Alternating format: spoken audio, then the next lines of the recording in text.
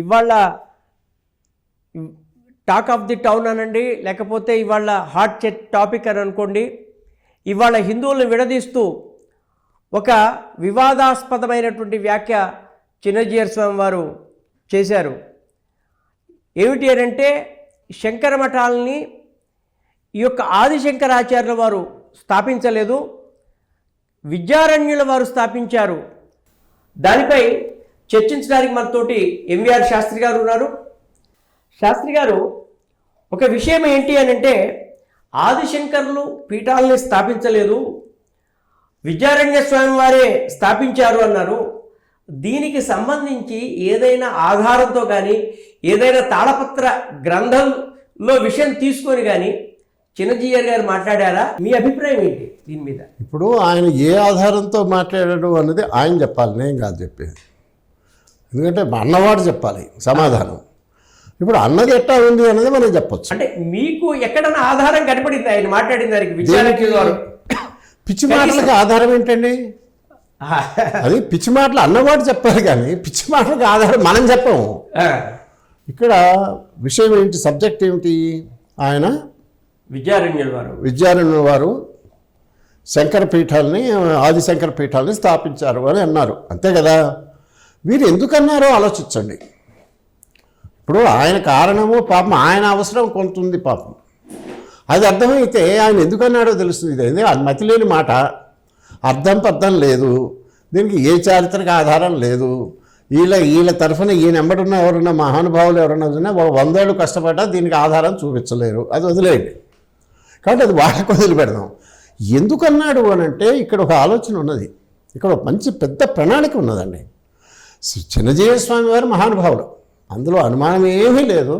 వారు ఏదో ఆలోచన లేకుండా, ఒక పద్ధతి ప్రణాళిక ఆలోచన లేకుండా ఏం మాట్లాడరు. దీనిలో ఎందుకు మాట్లాడారు అంటారు, అంతే కదా? అంతే. మీరు కుట్రకోవడం ఏమన్నా ఉందా? కుట్రకోవడం అది మనం పెద్ద మాటలే ఉంది. మనమేమో కుట్ర అంటాం, వారేమో ప్రణాళిక అంటారు. అంతే, చూసే కోణాన్ని బట్టి ఉంటాం. ఇదేమిటంటే, ఇప్పుడు వీరికి ఒక అవసరం వచ్చింది చిన్నజీయర్ గారికి. వీరి ప్రాబ్లం ఏమిటి అని అంటే, వీరున్న వైష్ణవము అనేది కొత్తగా మధ్యలో వచ్చింది. ఇది రామానుజుల వారిని ఆయన్ని తీసుకొచ్చి, అసలు ప్రపంచము జ్ఞానము ఇంకోటి ఏమన్నా ఉంది అని అంటే, రామానుజుల ముందు రామానుజుల తర్వాత 2 భాగాలు ఉంటాయా? రామానుజుల ముందు వెనక ఉన్నదంతా ఏమి లేదు, ఒక అజ్ఞాన తిమిరంధకాలంలో ఉన్నది. వీరు వచ్చిన తర్వాత వచ్చింది. ఆ రామానుజుల వారికి ఎవరో పేటెంటు కాపీరైట్ ఎవరికి ఉంది అంటే, ఈ చిన్నజీయర్ స్వామి ఒకడికే ఉంది అని ఓ సమతామూర్తి విగ్రహం పెట్టేవరకల్లా ఇప్పుడు ఆయనకి ఏంటి, ముందు ఆయన ఎస్టాబ్లిష్ చేసుకోవాలి. ఈయన ప్రాబ్లం ఏంటంటే, ఈయన్ని వైష్ణవులు వీళ్ళు ఎవరు అంగీకరించట్లా. ఇక్కడ వైష్ణవ సంప్రదాయాలు వాడగలు తంగలు ఇవన్నీ ఉన్నాయి కదా. అహోబిల మఠం వాళ్ళు కానీ, తిరుమలలో ఉన్నవారు కానీ, శ్రీరంగానికి సంబంధించిన వారు కానీ వీరిని ఒక అథారిటీగా గుర్తించరు.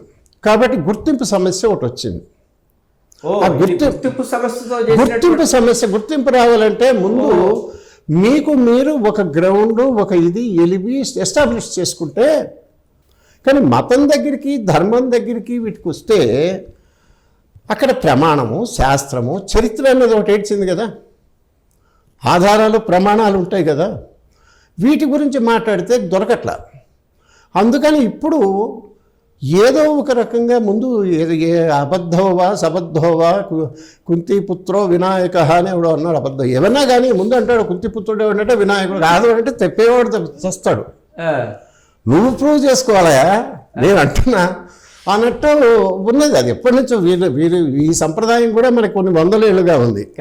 అడ్డదిడ్డంగా ఒకటి అంటాం, పుత్రుడు వినాయకుడు అన్నాడు, ఇప్పుడు ఇది ప్రూవ్ చేసుకోవాలి, వాడు చేసుకోవాలి, వీళ్ళు అనేస్తారు. సరే అట్ట అన్నారు అనేవరకల్లా మన వాళ్ళందరూ ఆవేశపడిపోతున్నారు. అట్టంటావా ఇట్టంటావా, ఆ గ్రంథంలో ఉంది ఈ గ్రంథంలో ఉంటుంటే వీళ్ళకి ఎంత ఎగ్జాస్ట్ అయిపోయిన తర్వాత ఆయన మళ్ళీ ఒకటి ఇట్లా వదులుతాడు. ఇప్పుడు వరుసగా వదులుతున్నాడు. AK-47 వాళ్ళు పట్టుకుని చేస్తుంటారు కదా జిహాదీలు, అట్లాగే ఒకటి తర్వాత ఒకటి ముందు రామేశ్వరానికి పెట్టాడు ఆయన. తర్వాత పార్వతికే పెట్టాడు, ఇంగ్లీష్లో శివుడికి పెట్టేశాడు. శివుడు విషం మింగలేదా, విషం మింగటము హాలాహలం మింగింది ఆయన ఎక్కడ మింగాడు. అదంతా అయిపోయిన తర్వాత ఆయన ఎవరో విష్ణుమూర్తి తీసేసుకున్నాడు. ఏదో చిన్న బొట్లు ఇలా ఇలా చిలికేస్తే ఈయనకి ఏదో ఒక పోనీ అని ఇచ్చేసాడు అని చెప్పాడండి.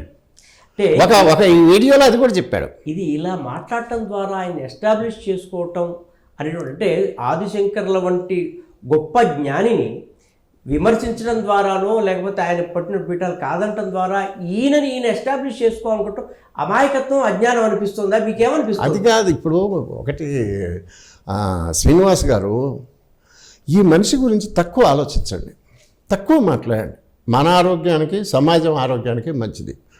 కానీ మీరు ఆలోచించాల్సింది ఈ వెనక ఉన్న మస్తిష్కం వెనక ఉన్న ప్రణాళిక ఉంది చూసారా, అది డెడ్లీ, అది ప్రమాదం. దాని గురించి ఆలోచించండి. ఇది ఒక్కది కానీ కాదు, దీని వెనక డెఫినెట్గా ఒక పెద్ద పన్నాగం ఉంది. ఈయన ఒక్కడైనా ఇంకెవరినో? అందుకని మనుషులను చూడొద్దు, భావం చెప్తున్నారు కదా, ఆ భావాన్ని నేను ఫోకస్ చేస్తున్నా. ఈ మనిషి ఏమన్నాడు అప్పుడే ఉన్నాడో అనేది వదిలేయండి. ఇప్పుడు నేను మళ్ళా వస్తా. ఏమిటి అవసరము అంటే మనకు చిన్న ప్రాబ్లం ఉన్నది. ఈ శైవము వైష్ణవము శివ కేశవ భేదాలు మనకి లేవు, అసలు ఎప్పటి నుంచి లేవు. అందుకని ఆదిశంకరాచార్యుడే భగవత్పాదులతోనే మొదలైంది పాపం హిందూ ధర్మ పునరుత్థానం అనేది. మొత్తం బౌద్ధంలోనూ గడిచిపోయి దేశమంతా బౌద్ధమై గురుడు గురిగించుకొని భిక్షాపాత్రలు పట్టుకొని తిరగటమే గొప్పది, యుద్ధాలు చేయకూడదు, అది చేయకూడదు అనేటువంటి ఒక నపుంసకత్వాన్ని తయారు చేసిన స్థితిలో మళ్ళా వచ్చి శౌర్యం ఏమిటి, ఇదేమిటి, ఆ ఛాత్రం అంటే ఏమిటి, ధర్మం ఏమిటి అని చెప్పినవాడు, ధర్మాన్ని ప్రతిష్టాపన చేసినవాడు ఆదిశంకరాచార్యులు. ఈ ఆదిశంకరాచార్యుల వారు ఆయన శైవుడని, రెండు పార్టీలు ఉంటాయని, శివుడో పార్టీ అని విష్ణువు అనే పార్టీ అనే సంగతి ఎవరికీ తెలియదు, ఇప్పటిదాకా ప్రపంచానికి తెలియదు. ఒక చిన్న ఇంటరప్షన్ తోటి, అది అసలు ఆదిశంకర్ల గినక ఈ యొక్క దీని హిందుత్వాన్ని మళ్ళీ పునరుద్ధరించకపోతే అసలు ఈ వైష్ణవం శైవం కొట్టుకునే వాళ్ళు ఉండేవాళ్ళు ఉండదు కదా.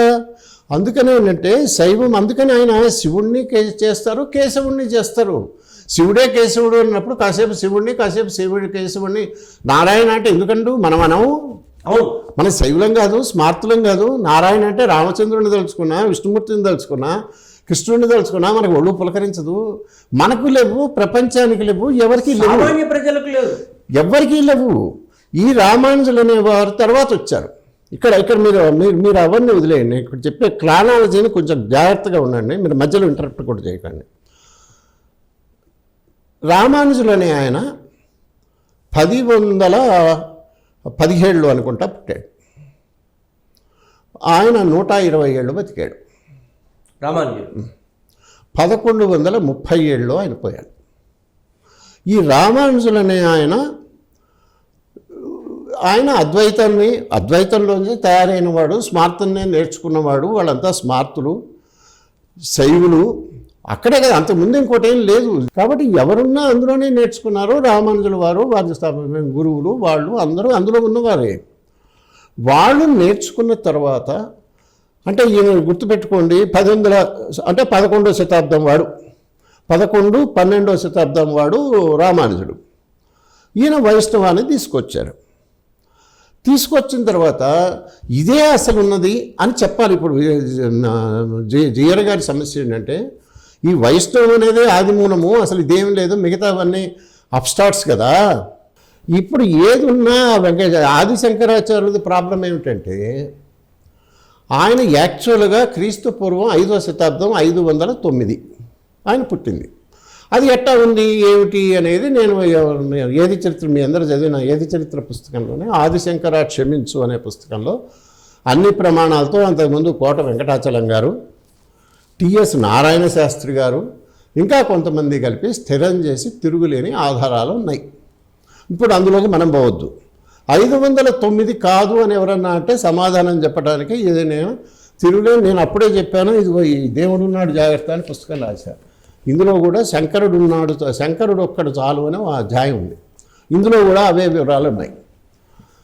కాబట్టి 509 వదిలేయండి.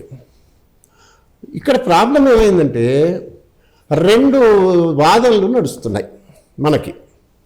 ఇప్పుడు ఉన్న శంకర పీఠాలు మిగతా అన్నిటి మఠాల రికార్డులు అవి కూడా కొంచెం కుడి ఎడమగా 509 అని అన్నాడు చూసారా, సామాన్య శకానికి ముందు 509, అంటే ఇప్పటికి 2,500 ఏళ్ల కిందట శంకరుడు పుట్టాడు అనేమో మిగతా మఠాలు చెప్తాయి. ఒక్క శృంగేరి మఠం రికార్డుల్లో మాత్రమే ఆయన 788 అని ఉంది. 788 సంవత్సరంలో పుట్టాడు, 32 ఏళ్ళు బతికాడు, 820లో ఆయన కాలం చేశారు అనేది శృంగేరి వారు మఠాన్ని ఇప్పుడు అనుసరిస్తున్నది ఇది. ఇందులో మళ్ళీ చాలా ఉన్నాయి, మనం తర్వాత వేరే మాట్లాడదాం. ఈ శంకరుడి కాలం గురించి దాని గురించి అది కరెక్ట్, ఇది ఇందులో మనం ఇప్పుడు పోవద్దు. మీరు గుర్తుపెట్టుకోవాల్సింది ఏంటంటే 2 ప్రధానమైన వాదనలు ఉంటే 2500 ఏళ్ల కిందటి వాడు అంటారు ఒకళ్ళు, ఎక్కువ మంది నాబోటి వాళ్ళు, అందరూ మేధావులు, అందరూ స్థిరం చేసింది 8వ శతాబ్దం. 820 అంటే 8-9 శతాబ్దాలు, 700 అంతే కదా. అక్కడి వాడు అంటారు శృంగేరి వారు. ఇది ఈ ఇద్దరి మధ్య విషయం ఉన్నది. అంటే వాళ్ళైనా వీళ్ళైనా వీరికి కావాల్సిన రామానుజులకి వెనక వాళ్ళు. ఇప్పుడు ఏంటంటే ఎట్టగొట్ట వీళ్ళు అంటున్నది అక్కడ కాదయ్యా, ఈ రామానుజుల కాలం ఉంది చూసారా, ఇప్పుడు 1237 పోయాడు చెప్పాడు కదా, 1137లో పోయాడని చెప్పా కదా. 1137 అవతలకి ఈ శంకర మఠాలను పరేసాడు అనుకోండి, నా జస్ట్ హై జంప్ ఏదో అంటారు కదా, ఆ జంప్ చేయించి ఇటు పడేసాడు అనుకోండి, అయిపోతుంది. మా రామానుజుడు ఉన్నాడయా, తర్వాత వీళ్ళు వచ్చినాయా అని చెప్పొచ్చు కదా. విషయం అంటే మరి ఇంతకు మునుపు వేదాలను ఈయన మఠాలు స్థాపించడం వల్ల కదా వేదాలు పునరుద్ధరణ చేసింది. ఇప్పుడు ఏంటంటే ఆ వేదాంత ఇప్పుడు ఎక్కడ చూడండి తమాషా ఎట్లంటే, నన్ను ఎవరన్నా మాట్లాడితే సరదా హిలేరియస్ కామెడీ ఇది. ఈయన ఏమన్నాడు తెలుసా, ఈ చెప్పినటువంటి విద్యారణ్య స్వామి ఉన్నాడు కదా, ఈ విద్యారణ్య స్వామి ఎవరు అనుకున్నావు, వేదాంత దేశికుల సహాధ్యాయి అన్నాడు. ఎవరు? చిరంజీవి గారు. ఈ వేదాంత దేశికుడు ఎవరు అంటే, ఇప్పుడు శ్రీరంగం టెంపుల్ మీద 1327వ సంవత్సరంలో మహమ్మద్ బిన్ తుగ్లక్ సైన్యాలు దాడి చేసినప్పుడు ఆ గుళ్ళో 12,000 మందిని ఊచకోత కూశారు. భక్తుల్ని, పూజారులని, భక్తుల్ని, అక్కడ ఉన్న సైనికుల్ని, ప్రజలు అందరూ చనిపోయారు.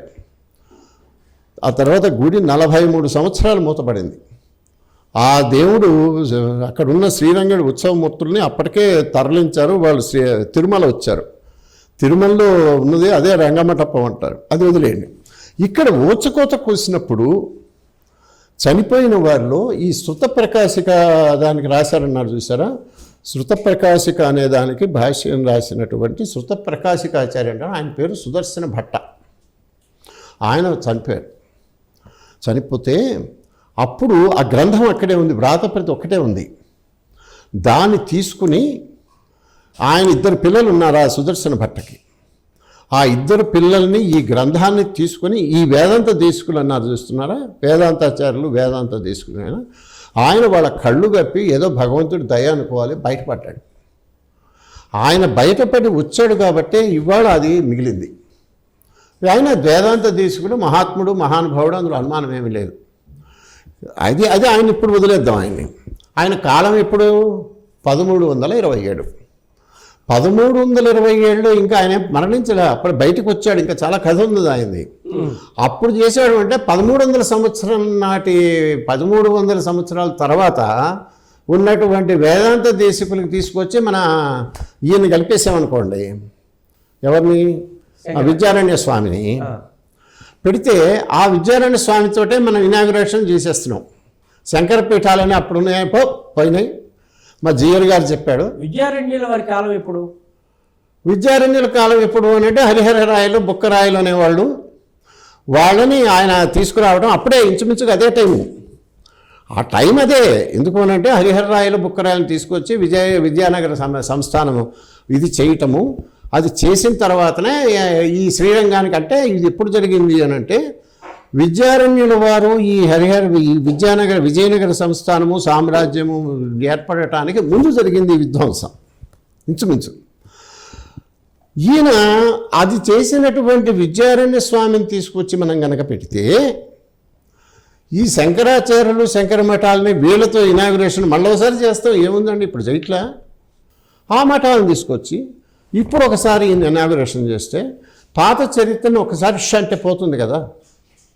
అయినప్పుడు మనము ఈ శంకర మఠాలన్నీ ఇప్పుడే వచ్చినాయి, అసలు ఆదిశంకరునేమో ముందే ఎప్పుడో ఒకసారి మనం హిమాలయాలో పంపించేసాం అనుకోండి, ఇక ఆయన రాడు, మనం ట్రబుల్ చేయడు కదా. ఆదిశంకరులు చేసిన పని ఏమిటి అంటే ఇది చెప్పడానికి ఉండాలి కదా. అసలు పని ఏం లేదని కదా మనం చెప్పాల్సింది. మీరెందుకు అడుగుతున్నారు? ఆదిశంకరులు లేడయా, ఏమీ లేదయా, ఇదివరకు ఏం లేదయా, అద్వైతం లేదయా, మా రామానుజులు వచ్చిన తర్వాతనే వచ్చిందయా, రామానుజులు వచ్చిన తర్వాతనే వచ్చిందయా. ఆయన రామానుజుల వారు 1137లో కాలం చేస్తే ఆ తర్వాత 200 ఏళ్ల తర్వాత వాడైనటువంటి వేదాంత దేశికాలకి సహాధ్యాయి అయినటువంటి విద్యారణ్యుడు వచ్చి శంకర పీఠాలనంటే కిందకి దిగలా శంకరపీఠాలన్నీ. ఐడియా బాలా. ప్రాబ్లం ఈయనకి ఏంటంటే ఐడియా బాగుంది కానీ వీటికి చూసి ఇప్పుడు జనాలు ఉన్నారనుకోండి, మీరు 800 రూపాయలు కట్టాల్సిందే సమతామూర్తికి చూడాలని ఆయన కంట్రోల్ చేయొచ్చు, వెళ్తారు. సో వచ్చే జనానికి ఏం చేయాలి ఏమిటి అనేది అక్కడి వరకు ఆయన చేతిలో ఉంటాయి ఆశ్రమంలో. ఇక్కడ చరిత్ర ఒకటి వచ్చింది కదా, ఇక్కడ సంప్రదాయాలు ఉన్నాయి కదా, జగద్గురు పీఠాలు అనేవి ఉన్నాయి కదా, ఇవి ఇప్పుడు కాదు కొన్ని వేల సంవత్సరాలుగా వర్ధిల్లుతున్నాయి కదా. పోనీ ఈ ఆదిశంకరాచార్యులు వీళ్ళకేంటంటే ఇప్పుడు మనవాళ్ళు చేస్తుందో కూడా ఒక ప్రాబ్లం ఉంది.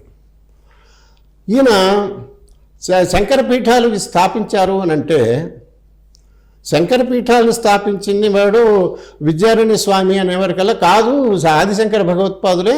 దానికి ఇవో ఈ కారణాలు ఉన్నాయి, శంకర విజయంలో ఇవి ఉన్నాయి, శంకర విజయంలో శ్లోకాలన్నీ మన వాళ్ళు చెప్తున్నారు అందరూ ఉత్తకంఠంతో. ఆయన నీ శంకర విజయానికి విలువలేదా నేను గుర్తించడం పో అంటాడు. పోయింది మన ఆర్గ్యుమెంటు. ఇంకేం చెప్తావు?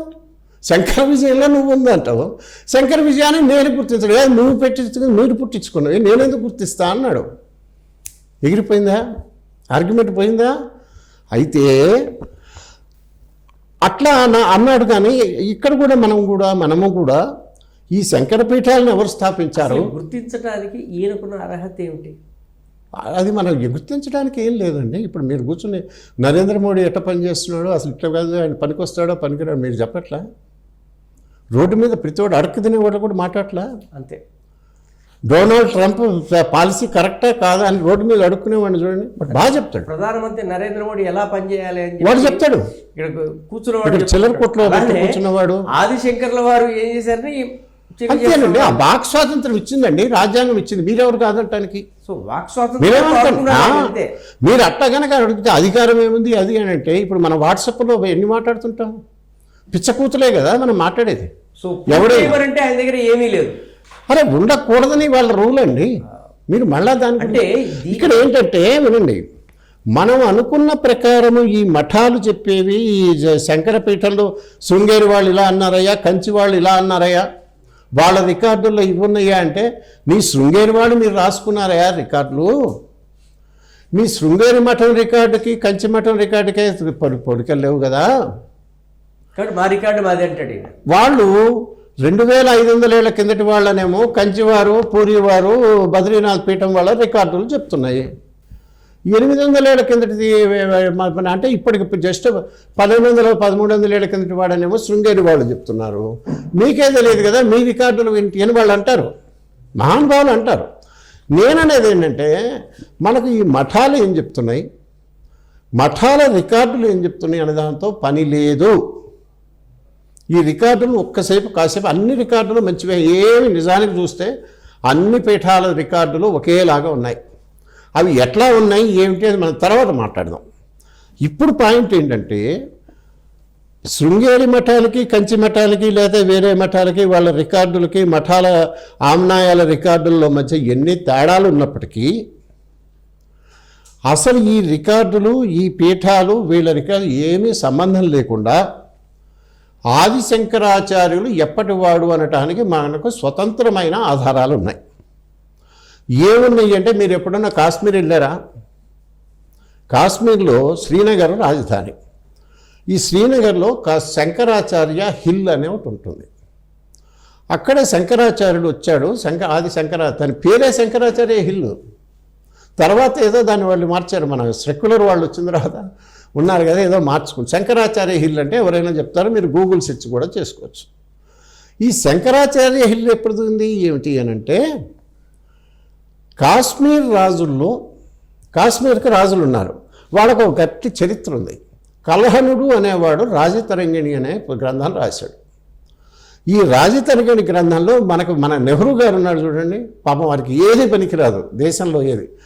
ఆయన దృష్టికి కూడా ఆయన అరే ప్రపంచ చరిత్ర అనేది ఉందంటే ఇది ఒక్కటైతే ఉందయా అని చెప్పాడు పాపం నెహ్రూ గారు. రాజతరంగిణి. ఈ రాజతరంగిణి అంటే ఒకే ఒక మనకున్న ఏకైక చరిత్ర గ్రంథం అని, మనకు 100 ఉన్నాయి ఈ పిచ్చోళ్ళకు తెలియదు. వాళ్ళు కూడా ఒప్పుకున్నటువంటి రాజతరంగిణిలో 70వ రాజైన గోపాదిత్యుడు, ఈ క్రీస్తు పూర్వం అంటాం, మనం బీసీ అంటాం, ఇప్పుడు మనం సామాన్య శకం అర్థం చేసుకోవడానికి బీసీ అని అంటారు. బీసీ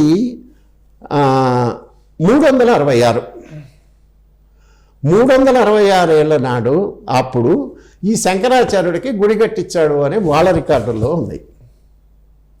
శంకరాచార్యుల తర్వాత ఇంకెవరు వచ్చినా ఆయన పేరుకి వచ్చి ఇప్పుడు అందరూ శంకరాచార్యులే. శంకరాచార్యులు ఎవరు అంటే 1000 మంది వస్తారు, ఒక ఆధార్ కార్డులు చూసినా 1000 మంది రావచ్చు శంకరాచార్య. కానీ వీళ్ళందరూ పేరు ఎవరిని పెట్టుకుని మొదలు ఒరిజినల్ వాడు ఉంటాడు కదా, అదే ఒరిజినల్ కదా. ఆ పేరుతో 366 అంటే ఇప్పటికి 400 ఏళ్ల కిందట శంకరాచార్యులు కట్టే గుడి కడితే, ఆ గుడి కట్టే టైంకి శంకరాచార్యులు ఉండడా? అంటే ఆయన గుడికి ముందేమో గుడి కడతారు, తర్వాత ఏమో వస్తాడా పుడతాడా 2000 గుడి కట్టడానికి చాలా ముందు కాదయా. నాకు జిఆర్ పర్మిషన్ ఇవ్వలేదయా, జిఆర్ పర్మిషన్ ఇవ్వలేదు నాకు. చిన్న జిఆర్ 1300 శతాబ్దంలో నువ్వు పుట్టించబోతున్నాడు కాబట్టి మీరు ఆగండి అని శంకరాచార్యుడు అనలేదు కదా. అని ఉంటే పాపం శంకరాచార్యుడు ఆగాడు అనుకోండి పుట్టడం, పాపం ఆగుంటే ఆ గుడి ఎట్టొచ్చింది? గుడి కట్టిన రికార్డు ఉంది. సరే, ఈ గోపాదిత్యుడు తప్పు, కాశ్మీర్ రాజులు చెప్పింది తప్పు, కలహండి అది పక్కన పెడదాం, అది ఎవిడెన్స్ కాదనుకుందాం. రెండో ఎవిడెన్స్ ఏంటంటే, నేపాల్లో రాజవంశాలని మన కోట వెంకటాచలం గారు అనే ఆయన ఇప్పటికీ 75 ఏళ్ల కింద అద్భుతమైన సేవ చేసి మొత్తం చరిత్రను అంతా వెలికి తీసిన మహానుభావుడు ఎవరన్నా ఉంటే కోట వెంకటాచలం గారే. ఆయన అందరూ పక్కన పెడితే నేను ఏది చరిత్ర అనే పుస్తకంలో తెలుగు వాళ్ళకి మొదట పరిచయం చేసింది నేనే 25 ఏళ్ల కింద. అందులో కూడా రాసి ఆయన ఈ కాశ్మీరు క్రానాలజీ అనే బుక్ రాశాడు, ఈ రాజుల గురించి మొత్తం చెప్పాడు. అలాగే నేపాల్ రాజవంశావళిని తయారు చేశాడు. ఈ నేపాల్లో సూర్యవంశరాజు ఒక ఆయన ఉన్నాడు, వృషవర్మ ఇదో ఉంది ఆయన పేరు. ఆయన ఎప్పటి వాడు అంటే 487 బీసీ, అంటే ఇప్పటికీ దాదాపుగా 2,500 ఏళ్ల కింద. ఆయన హయాంలో శంకరాచార్యులు అక్కడికి వచ్చి ఈ జైన బౌద్ధ విశ్వాసాలు వాళ్ళని ధ్వంసం చేశాడు బై ఆర్గ్యుమెంట్స్ అనేది అక్కడ రికార్డ్ అయింది. అంటే అప్పుడు ఆయన ఉన్నట్టే కదా, 2,500 ఏళ్ల కిందట. అంటే మన వారు చెప్తున్న సీట్ వేసి పెట్టారు కదా, భర్తకి రిజర్వేషన్ బుక్ చేసిన సీట్ ఉన్నది 1300 శతాబ్దం కన్నా ఇంకా 1000 ఏళ్ల కింద ఆయన ఉన్నాడు, పోయాడు పాపం. సరే, శంకరాచార్యుడే ఉండి ఆయన అప్పుడు హిమాలయాల్లోకి వెళ్ళాడు, ఎక్కడికి పోయాడు? ఆయన హిమాలయాల నుంచి వెనక్కి వచ్చాడు. సర్వజ్ఞ పీఠం, కంచి కామకోటి పీఠం అని అంటారే, సర్వజ్ఞ పీఠాన్ని స్థాపన చేసిన వాడు ఆయన. దానికి కావాల్సిన రికార్డులు ఉన్నాయి. అవన్నీ మనం ఇప్పుడు మళ్ళీ మఠాలు జోలికిపోవద్దు. కానీ ఇప్పుడు మీకు 2 అర్థమైనాయి కదా. ఇక 3వ ప్రమాణం ఏంటంటే, ఈ 2 కాశ్మీర్లో ఒక హిస్టరీలో రికార్డ్ అయిందండి. శంకరాచార్యులు 2,500 ఏళ్ల కిందట ఉన్నాడని నేపాల్ రికార్డుల్లో ఉందండి. ఇవన్నీ మనం ట్యాంపర్ చేసేవి కాదుగా. ఈ 2 కాక 3వది ఏంటంటే, జైన మతస్థులకి జన విజయ అని ఇది ఉంది. వాళ్ళది ఒక గ్రంథం ఉంది, జన విజయ గ్రంథం అనుకుంటా. అందులో వాళ్ళు ఈ మన శంకర భగవద్గీతలు పోయిన సంవత్సరాన్ని డేటుతో సహా రికార్డ్ చేశారు. ఆ డేటు ఖచ్చితంగా 2,500 ఏళ్ల కిందటికి వస్తుంది.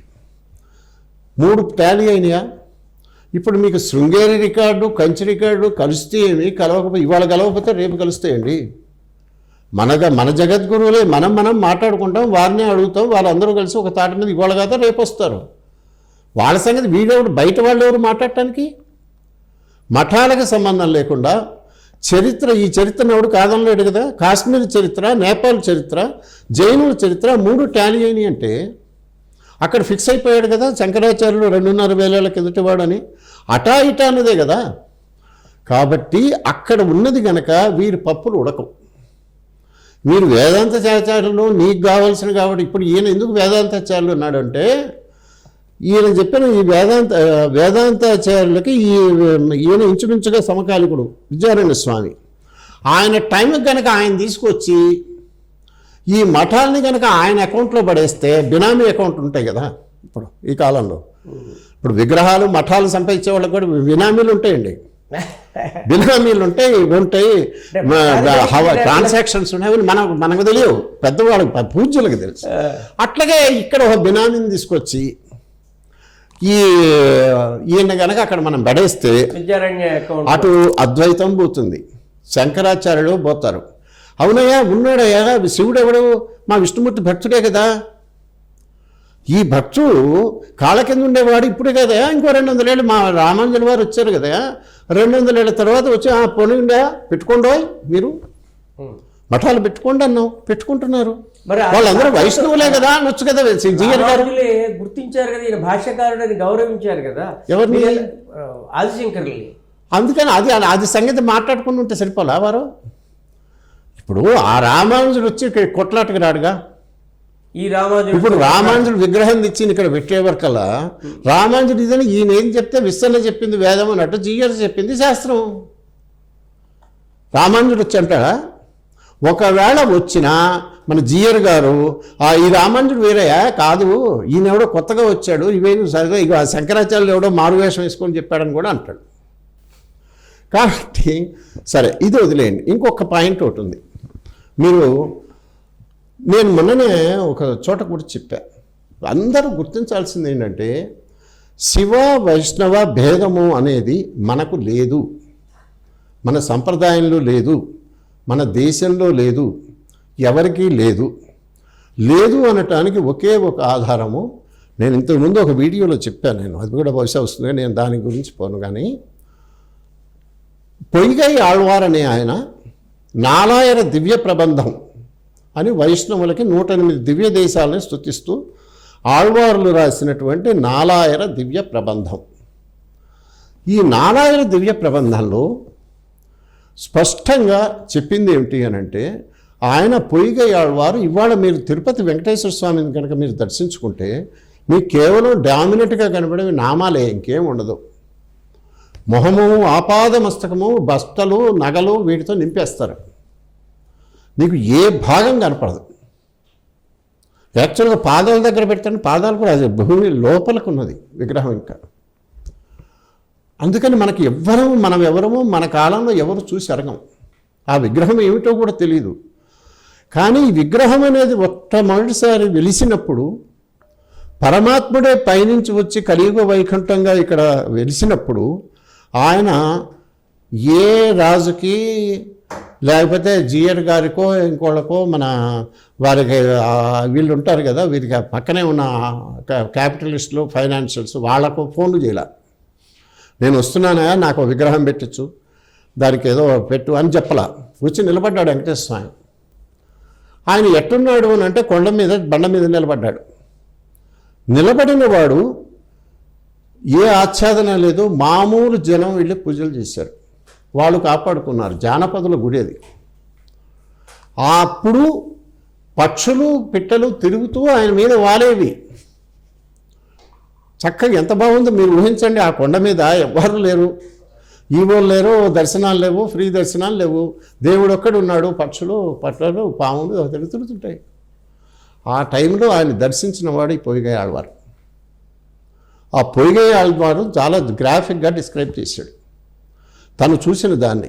ఈ నాలాయన దివ్య ప్రబంధంలో చివరి 1000 పద్యాల్లో ఒక 100 తిరుపతి గురించి ఉన్నాయి. అందులో ఒక్క నిమిషం, ఇందులో ఆయన చెప్పింది ఏంటంటే, పొయ్గై ఆళ్వారు ఆయన 5వ పద్యం భావం ఇలా ఉంటుంది. ప్రబంధంలోని చివరి 1000లో మొదటి 100 పద్యాలు ఆయనవి. వాటిలో కనీసం 12 చోట్ల తిరుపతి దైవం ప్రస్తావన ఉంటుంది. 5వ పద్యం భావం ఇలా ఉంటుంది. అతడి పేరు హర నారాయణ. అతడి వాహనం ఎద్దు పక్షి. ఎద్దు అంటే నంది, పక్షి అంటే గరుడ పక్షి. అతడి గ్రంథం తంత్రం వేదం. అతడి నివాసం పర్వతం సముద్రం. పర్వతం అంటే కైలాసప్రదం, సముద్రం అంటే క్షీరసాగరం. అతడి కార్యం లయం సంరక్షణం. సో శివకేశవులకు భేదం లేదు. చేతిలో ఆయుధం త్రిశూలం చక్రం అని చాలా స్పష్టంగా చెప్పాడు. ఇదే భావాన్ని 74వ పద్యంలో ఇంకోలాగా చెప్తాడు. అతడు ఎద్దునెక్కుతాడు, పక్షినెక్కుతాడు. కోటను కాల్చాడు అంటే త్రిపురాల కోటను, త్రిపురాసుర సంహారం చేసింది. కోటను కాల్చాడు, హృదయం గోళ్లతో నరసింహుడిలా చీల్చాడు అంటే హిరణ్యకశిపుణ్ణి. విభూతి పూసుకుంటాడు, నీలవర్ణంలో ఉంటాడు. అతడి శరీరంలో ఒక భాగం నగజాత, ఇంకో భాగంలో పద్మ సంభూత. తలపైన జటాజూటం, పెద్ద కిరీటం. ఇదంతా ఈయన రాసింది, మనం కాపీ కొట్టిందే ఇదే కాదు. హిస్టరీ ఆఫ్ ది హోలీ రాసింది గారు ఏ సంవత్సరం? ఈయన 300 నుంచి 800 మధ్య, కరెక్ట్గా మనకి డేట్ తెలియదు, బిసి. అప్పుడు 300 ఏళ్ళు అంటే ఇప్పటికి 2300 ఏళ్ళు అనుకోండి. అంటే అప్పటికే శివకేశవులకు భేదం లేదని అప్పుడే చెప్తుంటే చెప్పాడా? ఇది ఎవరు చెప్పారు? మనం ఎవరో పుట్టించింది కాదుగా. History of the holy shrine of Shri Venkatesa in Tirupati. Google search చేయండి. A history of the holy shrine of Shri Venkatesa in Tirupati అని వాల్యూమ్ 1 రాసిన వాడు ఎస్ కృష్ణస్వామి అయ్యంగార్. ఆయన వీళ్ళందరూ నిత్యం పెట్టి కూల్చేటువంటి వైష్ణవులందరికీ అత్యంత ప్రీతిపాత్రుడైన, వైష్ణవాన్ని నిలబెట్టడం కోసమే ఆయన గ్రంథాలు రాశాడు. ఆయన పేజ్ నెంబర్స్ 56, 60లో చెప్పాడు. ఇది అయిపోయిందా? దీన్ని బట్టి వెంకటేశ్వర స్వామి ఆయన కాళ్ళ దగ్గర పెట్టుకోలే శివుణ్ణి. ఆయనే శివుడు, సగం శివుడు సగం విష్ణువుగా ఆయన కనపడ్డాడు పొయ్యి ఆళ్వారికి. కనపడ్డప్పుడు ఇంకా ఇప్పుడు కాళ్ళ దగ్గర ఉన్నాడు విష్ణువా అంటే, అందుకే శివుడు విష్ణు భక్తుడు, అనుమానం ఏం లేదు. విష్ణువు శివభక్తుడు. సామాన్యులకు కూడా అర్థమైనటువంటి శివకేశవ భేదం మన జిఎస్ స్వామి వారికి ఎందుకు అర్థం కావటం లేదో మాకు అర్థం కావటం లేదు. కానీ శివకేశవులకు భేదం లేదు అనేటువంటి అనేక చారిత్రాత్మకమైనటువంటి విషయాలు ఎప్పుడో 2300 సంవత్సరాల నుంచి మీరు అనేక విషయాలు మా ముందు ఉంచుతూ మా అందరినీ కూడా ఇవాళ ఈ ఒక రకంగా ఈ చర్చ పరంగా, ఈ చర్చతోటి మమ్మల్ని అందరినీ కూడా నాలెడ్జ్ పరంగా అప్డేట్ చేసినందుకు ఎంవీఆర్ శాస్త్రి గారికి ధన్యవాదాలు.